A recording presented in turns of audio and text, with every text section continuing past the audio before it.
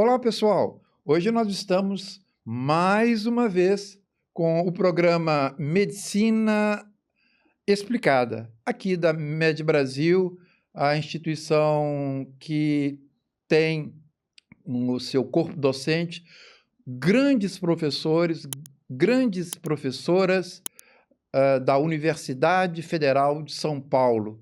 É uma honra poder hoje estar batendo um papo, conversar, dialogar, trocar ideias com a grande professora Valéria Petri, dermatologista, que tem um histórico extraordinário no Brasil e no mundo.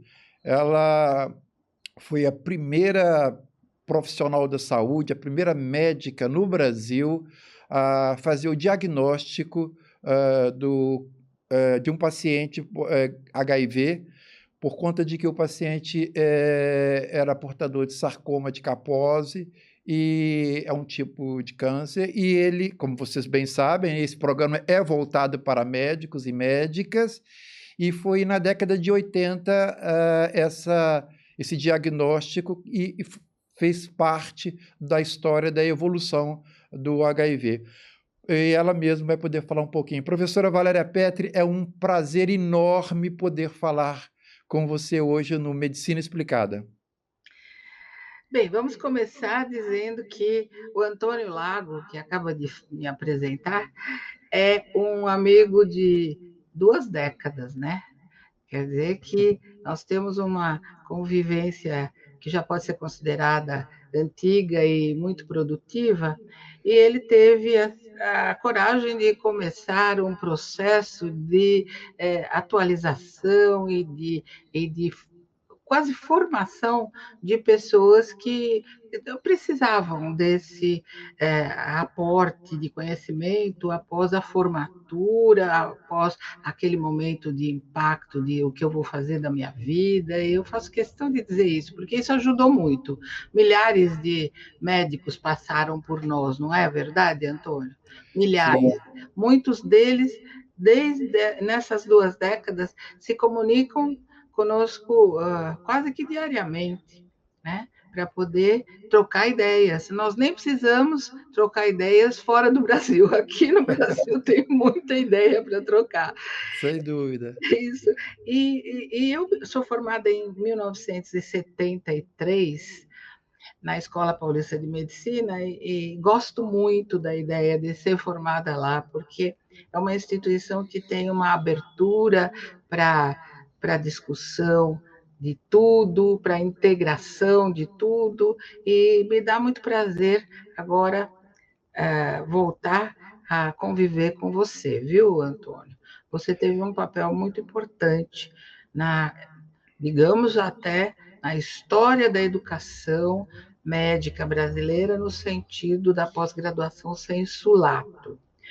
Nós já temos egressos do seu trabalho, egressos dos cursos anteriores, que já publicam internacionalmente e que têm uma vontade muito grande de progredir no sentido científico, coisa que a gente nem imaginava, porque todo mundo muito ávido de conhecer novas técnicas, de executar a arte médica no sentido de ser bem-sucedido como médico, professor, sei lá, mas a filosofia de tudo isso, que é gostar de ensinar, gostar de dividir, né? E transferir. Essa filosofia realmente ficou bem marcada no seu empreendimento anterior, né?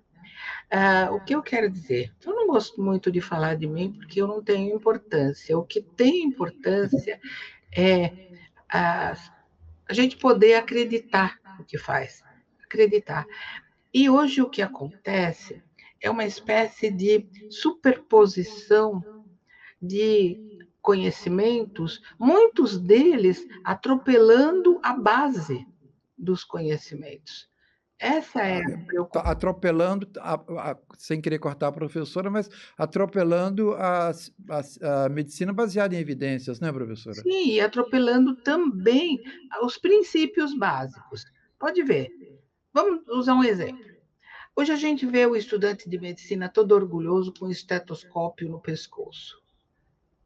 Quantos sabem usar um estetoscópio? Ah, mas hoje tem essa, aquela tecnologia.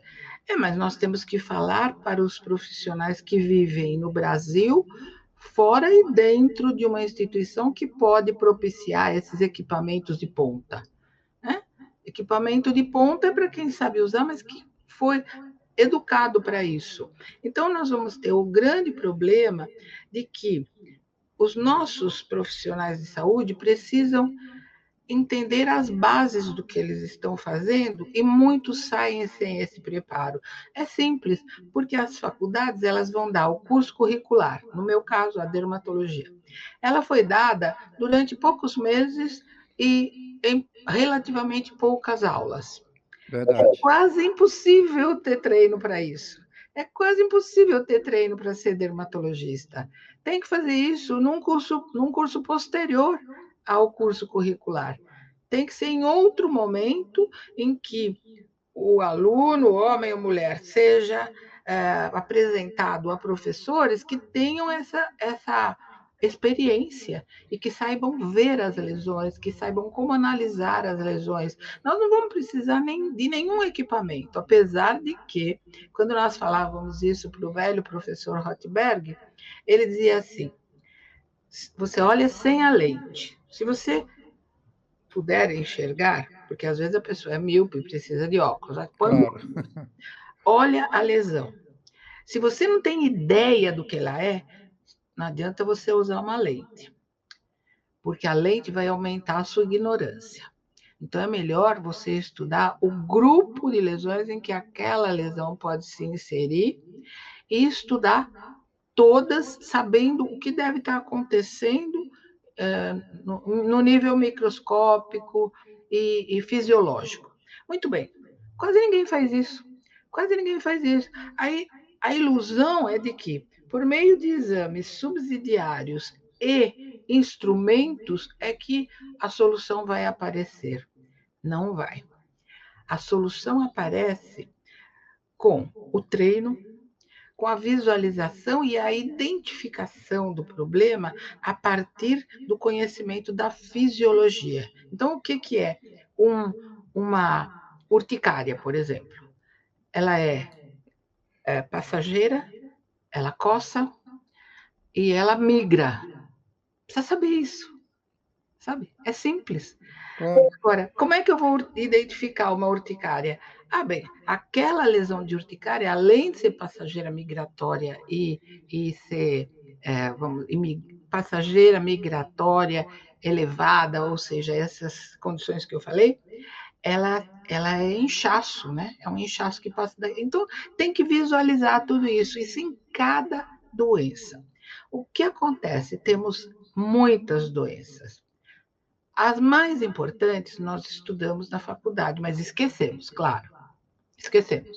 Tem uma leve ideia do que é uma sarna, tem uma leve ideia do que pode ser um pênfigo, muito leve.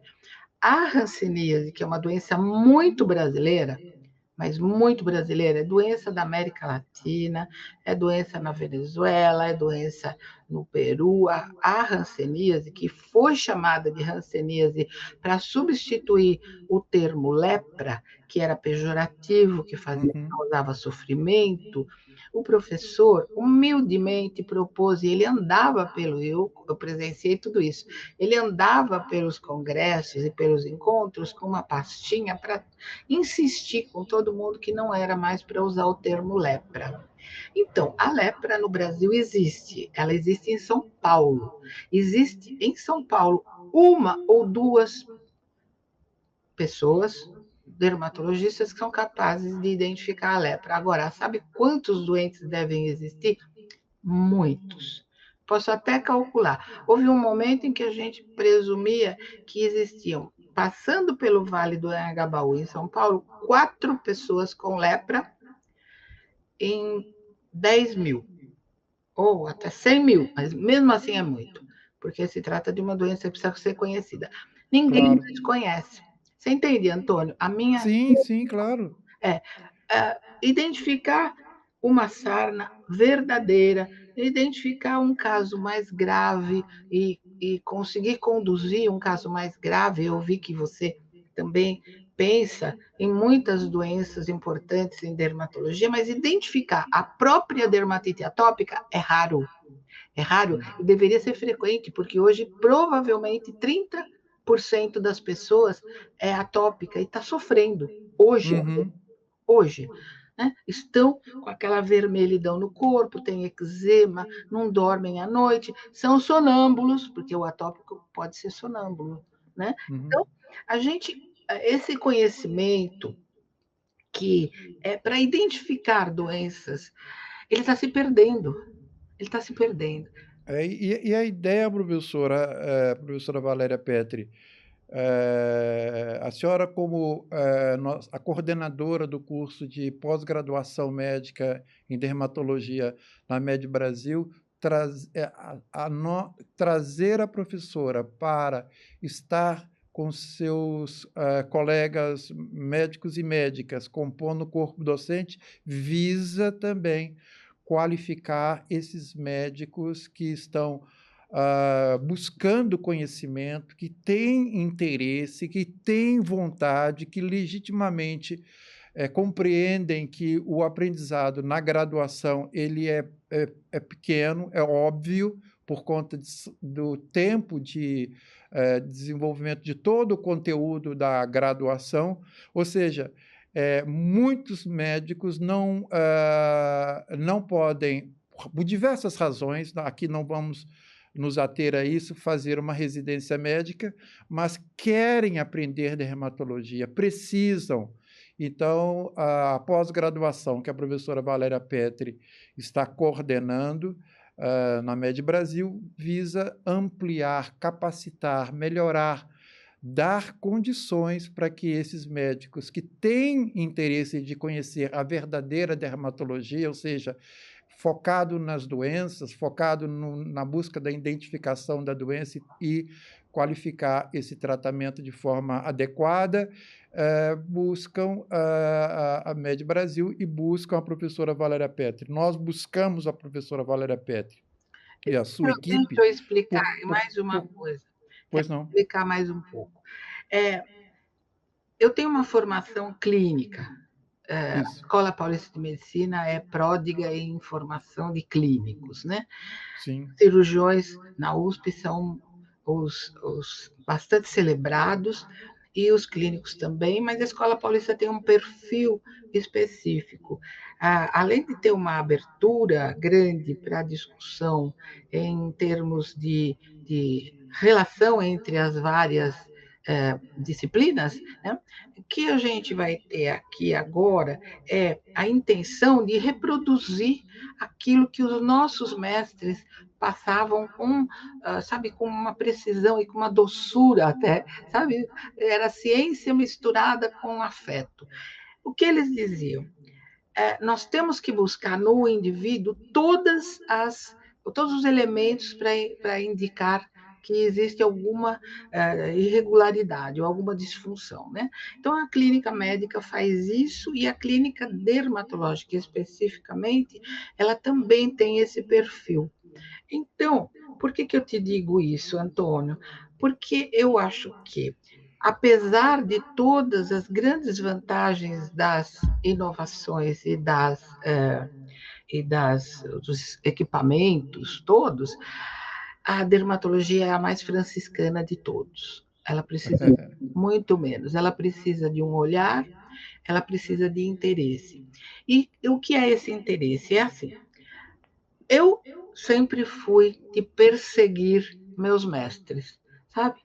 Eu ia à casa dos meus mestres, eu conversava com eles regularmente, eu estava sempre perto deles, e eu fui convidada por um deles a ficar 30 anos convivendo e aprendendo dermatologia. Então, veja, nós precisamos de alunos muito interessados e que estejam com vontade de ser reais médicos que fazem diagnóstico e que fazem bom tratamento. O que eu quero dizer com tratamento? Às vezes o diagnóstico não é fácil de cara. Em dermatologia, os diagnósticos não são fáceis, talvez por isso que muita gente quer ser dermatologista só para fazer estética. porque tem medo da dificuldade. Mas acontece que não se pode embarcar nesse engano. Por quê? Porque se for querer fazer um tratamento para melhorar a autoestima, para melhorar tudo aquilo que faz a estética, e muitos fazem, se for para fazer isso, tem que saber se esse indivíduo tem características para receber, homem ou mulher, receber esse tratamento estético, que tem muita coisa nova, que muita coisa não é conhecida, e mais, precisa ter uma habilidade que todos pensam que tem, mas que não é tão fácil de conseguir, certo? Aí o que acontece? A dermatologia tem doenças que têm que ser identificadas logo. Vou citar o exemplo agora mais propagandeado, que é o herpes zoster.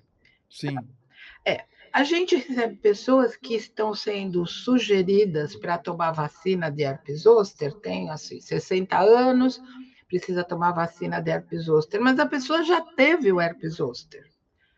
O herpes zoster que ela teve vacinou ela já. Por quê? Porque a vacina para catapora, que é o mesmo vírus, ela dura, a imunidade dura 40 anos, dura muito. Ela só acaba quando a pessoa vai tendo 45, 50 anos. São raras as exceções. Muito bem. A pessoa que tiver zoster com 40, 50 anos, ela já está imunizada. Ela não vai precisar da vacina, certo? Ela não vai sim. precisar gastar 800 em duas vezes, etc, etc. Não vai precisar. Ela já está vacinada pela própria doença. Essa é uma doença que incisivamente produz a, a, a imunidade individual. Muito bem. Não sai na propaganda. Não sai na É. propaganda. Só sai assim, dói muito a dor é terrível e você precisa tomar vacina e pronto para não sofrer e tal, só que custa não sei quanto, certo? É o interesse da indústria, né? Mas existe aí um problema que tem que ser discutido, vários problemas. Primeiro, nós precisamos saber se é uma doença que pode ser motivo para uma educação coletiva. As pessoas têm que saber que é o mesmo vírus da catapora, que só pega um lado do corpo, seja a cabeça, seja braço, seja a perna, só pega um lado, um tronco, um lado só. Mas tem gente que me manda foto dizendo assim: tá cheio de feridinha no corpo, será que é herpes zoster? Ou seja, está aprendendo só uma parte, está aprendendo Uhum. um pouquinho. Né? Por que a indústria que ganha tanto com isso, ou a farmacêutica que ganha tanto com isso, não aproveita para pegar esse Para divulgar isso, e, para e melhor explicar isso, né? educar, educar. Sim. Eu tenho vontade de falar isso para o CONAR. Eu tenho que falar, porque a propaganda é meia propaganda, é enganosa, por quê? Porque ela praticamente está dizendo que você pode se vacinar tendo tido a doença. Né? Então, tem que educar, tem que dizer, olha, você precisa saber que é o mesmo vírus da catapora. Você precisa saber que a catapora dá imunidade até uma certa idade. Você precisa saber que se você tiver algum sintoma, dor muito intensa ou de um lado só, você já tem que falar com o médico, porque ele tem que te tratar imediatamente para cortar a dor que vai vir. Então você tem o quê? A população deseducada, medrosa, né? E os médicos que não têm poder para limitar isso. O que a gente tem que fazer, Antônio? A gente tem que dizer assim: olha, os médicos têm que estar muito bem treinados para reconhecer o herpes zoster antes que a farmacêutica agarre, ou antes que qualquer remédio agarre. Né? Por quê? Porque tem que saber como identificar, tem que saber como tratar, porque não adianta só identificar. Se tratar pela metade, a pessoa vai ter dor. Entende? Então, Claro. essas coisas vão ser ditas na pós-graduação, sensu lato do MED Brasil, porque precisa ser dito. E nas outras áreas, tanto faz endócrino, gastro, geriatria e medicina geral, tudo isso, é esse o pulo. É essa a questão. Os professores que já têm uma experiência larga, eles vão chamar atenção para que se faça uma medicina completa, real. Tem que ser a medicina da realidade. Ela não pode ser fragmentada como ensina a internet, fragmentada, amadorística. Não pode. As pessoas precisam de mais do que isso. Precisam de profissionais que tenham domínio da matéria, se possível, que ela seja completa, até o ponto que a gente veja, bom, completou um tempo de formação, informação boa, dessa qualidade que eu estou sugerindo, completou isso, olha, você pode continuar e fazer uma carreira. Isso. Você Professor, fala, pode falar. a sua presença na Med Brasil, ela reflete a ideia dos demais professores, o compromisso de realizar cursos que tenham realmente capacidade de qualificar, dar àqueles alunos médicos e médicas o melhor do ensino e, em especial, aquilo que é ética e profissional. Professora, nós podemos iniciar batendo um papo com as perguntas para a gente avançar um pouco? Pode, tá, Então, vamos lá. pode. Vamos lá, pessoal. Hoje nós estamos, como vocês bem sabem, conversando com a professora Valéria Petri, grande mestre e coordenadora atualmente da dermatologia da Med Brasil e que também trouxe para a Med Brasil vários professores, coordenadores das demais outras especialidades para os cursos de pós-graduação médica.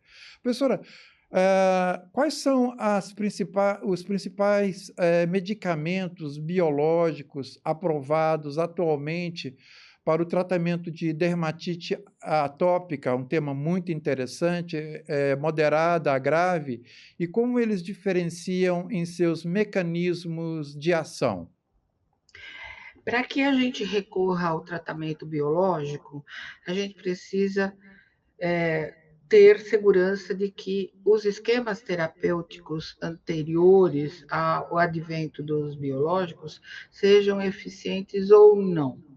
E isso demanda um bom tempo de observação para saber o perfil de cada paciente e a instituição do tratamento apropriado, ela tem variáveis. Né? A gente pode pensar em termos de será que esse é o momento? Será que este paciente pode ser submetido a esse tratamento? E a gente tem usado aqueles que têm sido aprovados tanto pelo convênio médico de cada um, como pelo SUS. Isso não é fácil, porque a gente tem que comprovar que realmente aquele paciente precisa, por meio de um histórico, por meio da observação clínica, e essa tem que ser apresentada aos que serão os patrocinadores do tratamento, que é usualmente caro. Aham, sem dúvida. O Pilumab tem vamos dizer, eficácia, ele tem sido muito utilizado. A gente tem que fazer o acompanhamento e os pacientes são muitas vezes recusados pelos sistemas, né? Uhum, Justamente porque não existe um arrazoado médico que justifique. Então, a gente usa o Dupilumab principalmente. uhum, Outros estão sendo observados. E quem poderia dar essa informação com mais precisão ou com muita precisão são as equipes que trabalham com os pacientes do SUS, por exemplo, sim. porque eles acompanham e dizem assim: bom, tal tratamento a gente faz, mas quando para, volta tudo, ou não combina, ou nem sempre funciona. Então, esses a gente deveria ter como, vamos dizer, referência. São serviços do SUS em que esses pacientes afluem. Mas eu volto a dizer, a base é a identificação do processo. Perfeito. Muitas vezes o diagnóstico não está correto, e é por isso que a recusa acontece. E não estando correto o preenchimento dos formulários, o diagnóstico não sendo convincente, o medicamento não é fornecido. Nesse decorrer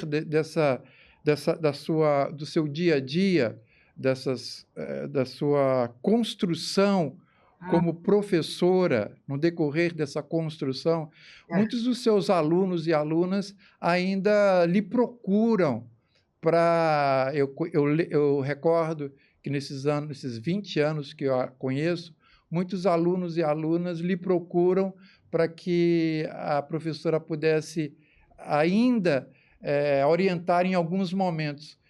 Isso para a professora Valéria Petri, isso é uma coisa que lhe traz prazer, receber.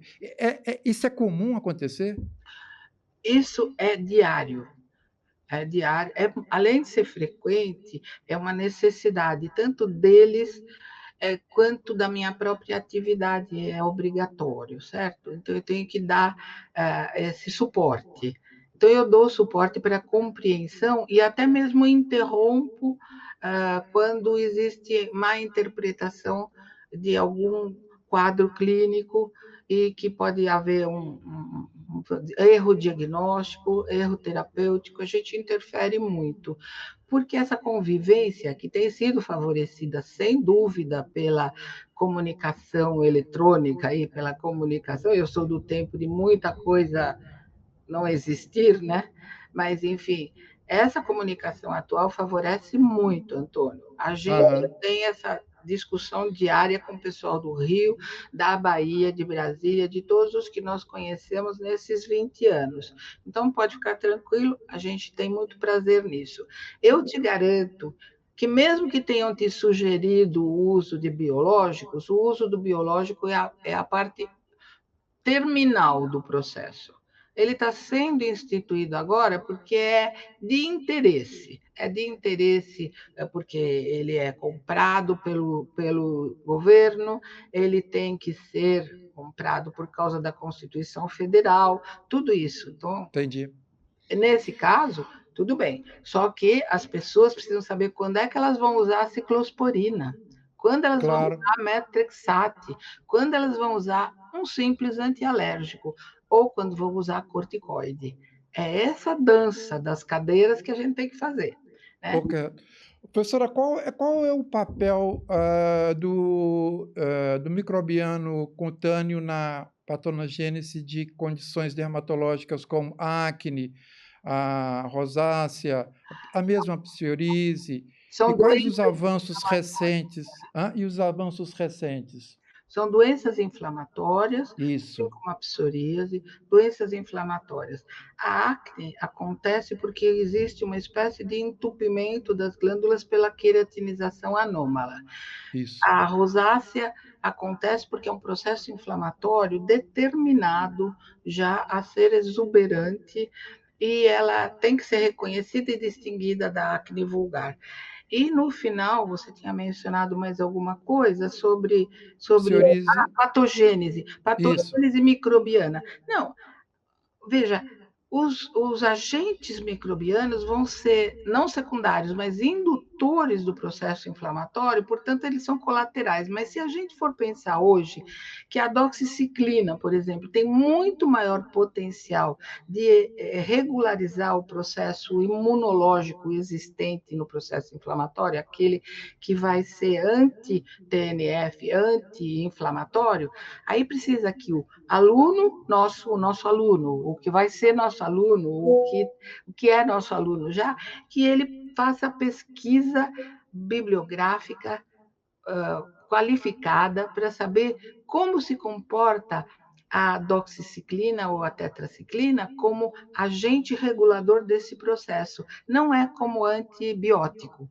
é como anti-inflamatório, Perfeito. anti-TNF. Então, veja, além de saber que nós temos produtos relativamente simples e baratos para controlar esses estados, a gente tem que fazer ou educar para a pesquisa sistemática, rigorosa, qualificada, para encontrar as soluções a menor custo e no menor espaço de tempo. Perfeito. O microbiano cutâneo, é um componente, né, professora, central na Não é patogênese de condições como acne, rosácea e psoríase, mediando a inflamação, como a professora acabou de falar, a resposta imunológica e a integridade da barreira cutânea. E a professora sabe também que avanços recentes abriram novas possibilidades terapêuticas, focadas na restauração da homeostase microbiana e no uso de tecnologia de precisão. sim. Professora, e a gente tem observado que, às vezes, o médico aprende, mas não segue buscando pesquisar para poder estar ainda mais inteirado, ainda mais capacitado. O aprendizado é permanente, né, professora? Então, você acabou de fazer uma preleção sobre isso. Você falou de muita coisa, de microbiano, de barreira, de tudo, só que as pessoas não estudaram nada para entender isso. A barreira cutânea é o órgão mais importante da economia humana. Sem a camada córnea, ninguém vive. E, no entanto, todo mundo despreza essa camada quando faz esse esfrega no banho. Despreza isso. Então, veja, o componente microbiano ele é intermediário. Então, a que você se refere são situações intermediárias que induzem o aparecimento ou o agravamento do estado atópico, da psoríase e de doenças outras inflamatórias, mas eu acho que a rosácea é um modelo bem bom. E aí, Sem então, dúvida. o componente microbiano, que seria aquele tratado até mesmo com é, com simplicidade, seria pouco ácaro e outros agentes simples. Então, veja, são possibilidades intermediárias. De fato, o que tem que entender é que a barreira cutânea tem uma importância tão grande e ela não é ensinada suficientemente como nós queremos ensinar. Nós queremos que as pessoas entendam que a barreira cutânea é quase tudo que é necessário para sobreviver. Né? É Então, verdade. os atópicos não são reconhecidos porque ninguém sabe o valor da barreira cutânea para reconhecer que eles têm manifestações aleatórias. Né? Por isso que se chama atopia, fora Claro. de lugar. Né? Então, eu acho que você levantou bem essa questão. Levantou os elementos intermediários e levantou a importância da barreira. Tanto que alguns produtos, ainda caros, mas existem os produtos simples, baratos, eles reforçam a barreira cutânea para impedir que haja prejuízo na interação do indivíduo com o meio ambiente. Perfeito. Professora, como a senhora avalia o potencial das terapias baseadas no microbiano, na microbioma, incluindo probióticos, tópicos e orais? Ah, Nós sim. acabamos de falar sobre isso, no manejo de doenças dermatológicas. Eu acho que o nutrologista tem um domínio grande sobre isso. Entendi. Quem tem também domínio grande sobre o assunto imagine, um grupo que nós temos na Escola Paulista que desenvolve a resposta imunológica positiva diante do problema da microbiota intestinal, microbiota em geral. Hoje, a questão do intestino ser o cérebro é muito importante. Então, quem elabora tudo isso para chegar à conclusão de que pode ser um elemento importante para a regularização da homeostasia humana, realmente é gente muito inteligente que sabe dissecar o assunto. Esse Uhum. grupo que nós temos na escola, curiosamente, é predominantemente composto por dentistas. Essa é uma inovação também É importante. verdade. Os dentistas sabem que o segredo pode estar na questão da periodontia, dos problemas periodontais. E que aí pode estar o foco, esse, talvez ligado a isso que você se refira. Nós temos experiência, que não é minha, é dos nossos colaboradores, todos desse grupo, que indivíduos respondem melhor à terapêutica depois de fazer tratamento odontológico, sabe? É interessante isso, É, né? mas é importantíssimo, porque as pessoas comem, a escovação não é rigorosa, e depois se desenvolvem as placas bacterianas, a pessoa engole, isso tudo é uma dinâmica tão grande que eu acho um absurdo que não reconheçam o dentista como um médico, porque ele é o primeiro médico que tem acesso, e um acesso limitado, né? Um acesso tão limitado, e fica ali investigando tudo isso, e até mesmo permitindo que a gente tenha uma qualidade de vida muito melhor, não só porque os dentes ficam bonitos, mas porque ele impede doenças, e Aham. auxilia na melhor condição de absorver os produtos que são necessários para fazer a homeostasia humana. Você gostou? Eu também gostei. Voltando àquele tema que nós havíamos falado anteriormente, sobre a importância de estar continuamente ampliando seus conhecimentos, esses temas que nós acabamos de abordar, eles virão a ser motivo daqui 2, 4, 5, 6 anos de qualificação maior ainda dos nossos médicos. Como é que a senhora vê a dermatologia nos próximos 5 anos? Eu não vou falar 10 anos, vou falar pelos próximos 5 Tá anos. bom. Então vamos por partes, e eu sei que o tempo é limitado. A questão é, não se pode confundir dermatologia com estética. Não é dermatologia. A dermatologia é literalmente o estudo da pele por meio do entendimento das doenças em geral. São milhares de doenças, reconheço, e são difíceis. Então, é claro que não se pode optar por essa linha de especialidade ou pela especialidade pensando, eu vou ser também especialista em estética. Não, você vai ter, além de um monte de concorrentes, você vai ter um estudo limitado, e não é de dermatologia propriamente, é de outra coisa. Mas, enfim, eu estou falando isso por quê? Porque hoje, praticamente todo mundo corre para o campo da estética. E isso não dá nem para refutar a questão dos probióticos e como vai ser, como vai ser a aceitação e a eficácia disso, a eficiência também. Aí, então, nós vamos abordar todos os tópicos que hoje fazem a diferença para a compreensão da dermatologia em geral, e por que se trata de uma das especialidades mais antigas e mais importantes para a saúde humana. É isso que interessa. O que as pessoas que têm esse interesse, que não seja um interesse superficial, de que eu vou ficar rico, de que eu vou receber, eu vou fazer isso, aquilo, não. Eu vou identificar as doenças, eu vou ter uma respeitabilidade enorme como profissional se eu reconhecer as doenças da pele, porque poucas pessoas sabem.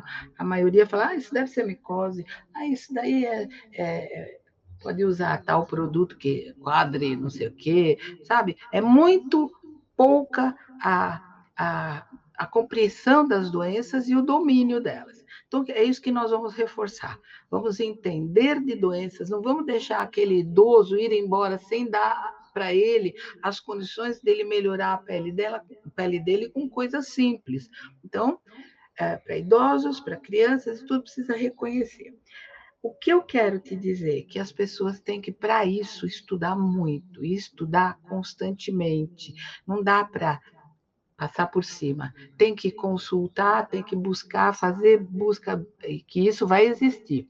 Nós vamos fazer a busca sistemática para ler artigos e também para poder produzir conhecimento, levantar esses problemas e ajudar a compor artigos científicos que possam ser publicados, que possam ser divulgados amplamente, até mesmo fazer livros didáticos, levantando, atualizando os temas e tudo. Isso nós já fizemos aos montes e vamos continuar fazendo. Mas é Perfeito. nosso dever instilar essa vocação, inserir no aluno a vocação para desenvolver os temas de maneira a que ele incorpore aquilo, que ele tenha prazer, paixão, que ele queira chegar em casa para investigar, que ele queira consultar livros, biblioteca, tudo isso. Não é só ir lá e ver um quadrinho e saber uma definição que foi colocada lá, que é pasteurizada, que não ensina nada. Ele vai ter que ter gosto de descobrir os mistérios daquela doença e vai ter gosto em aprender como trata. E para isso, Antônio, é importante que as pessoas saibam que existe a pós-graduação, a divulgação por meio de trabalho científico que ele vai fazer pessoalmente, e para isso ele vai aprender com pessoas que fazem isso o tempo todo. Ele precisa saber que ele tem o potencial de ser também um docente, Claro, que ele pode nos substituir no futuro e que ele, para isso, vai precisar mesmo desses conhecimentos, de estudar bastante, de saber o que é um mestrado, o que é fazer um doutorado, o que é ter uma carreira acadêmica, o que é viver em grande estilo e grande honra uma especialidade. Não é enganar ninguém dizendo que herpes zoster é qualquer coisa.